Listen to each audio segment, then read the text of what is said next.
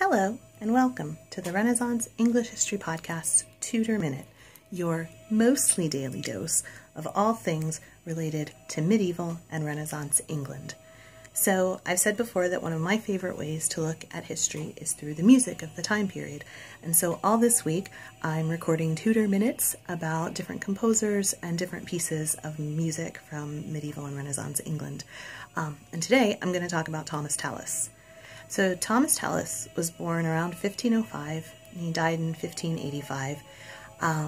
He was an English composer who has a primary role in all of the different anthologies of English choral music, and he's considered one of England's greatest composers and is honored for his original voice in English musicianship. Not very much is known about his early life, but there seems to be agreement that he was born in the early 16th century, around 1505, towards the end of the reign of Henry VII. And again, nothing really is known about his childhood, but there are suggestions that he was a boy chorister in the Chapel Royal in St. James's Palace, and he also later sang there as a gentleman.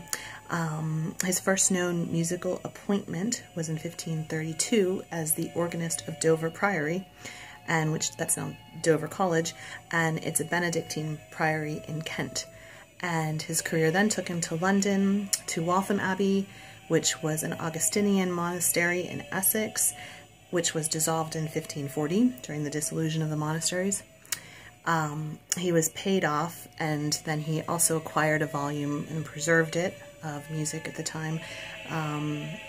And so his next post was at Canterbury Cathedral, and he was sent to court as gentleman of the Chapel Royal in 1543, and that later became a Protestant establishment, and he composed music and performed for Henry VIII and for Edward VI, his son, and for Mary Tudor, and for Queen Elizabeth I.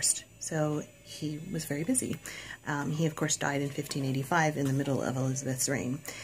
So he served all these different successive monarchs as organist and composers, and he managed to avoid the religious controversies that were swirling all around him, which was no small feat.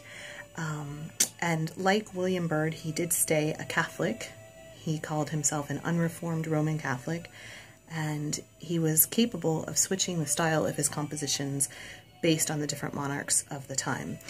So he had a lot of versatility and a lot of style, and he managed to get through the period pleasing everybody.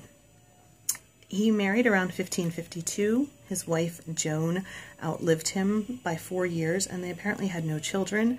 And later in his life, he lived in Greenwich, possibly close to the royal palace, and local tradition holds that he lived on Stockwell Street. So that's a little bit about Thomas Tallis. I have a playlist on Spotify of Renaissance English music that has music by Thomas Tallis. I'll add a link in the comments below. And if you want to learn more about the Renaissance English History Podcast, you can subscribe on iTunes or Stitcher or your podcast listening service of choice. Or you can also go to facebook.com/englandcast or www.englandcast.com. That's ENGLANDCAST.com. Thanks so much. Have a great day.